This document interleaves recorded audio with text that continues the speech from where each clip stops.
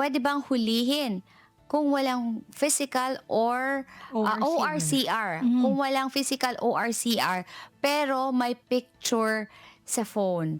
Actually, yung sinasabi natin dapat meron lang, hindi naman necessary na Hawak mo. hawak-hawak mo. Oo, kung mabe-verify na talagang meron kang, may lisensya ka naman, Mm. 'di ba? Kasi yung license, ang driver's license ata ang Yung ibig sabihin, hinahanap, ang hinahanap, hindi naman ORCR. Kung physical ORCR ang tinatanong ng ating question sender, kapag ka may kopya ka, pwede mo namang patunayan later on na talagang meron kang ORCR, o meron na ba tayong bagong palisiya ngayon na Parang kailangan. hindi naman, Attorney Oo, 'di Joey, ba? oh. Oo. Sa ating mga kasambahay na walang sasakyan patungkol 'to sa pagmamaneho, Attorney Oo, Joey, 'no. patungkol Yung sa ORCR pagmamaneho. kasi dun nakalagay, 'di ba, kung saan nabili, kanino nakapangalan yung sasakyan, and so on Ayun. and so forth. Usually naman hinahanap yung lisensya, Attorney Lisensya, Joey. oo. Pagka may violation, Mm. lisensya, oo. Tapos pagka wala ka, hindi mo dala yung lisensya, provided talagang may picture ka sa telepono na talagang meron kang license to drive. Hmm, Oo. yun, I think yun yung mas critical, Attorney Yes. Joey. Dapat dala Oo. mo yung lisensya mo as much as Oo. possible kasi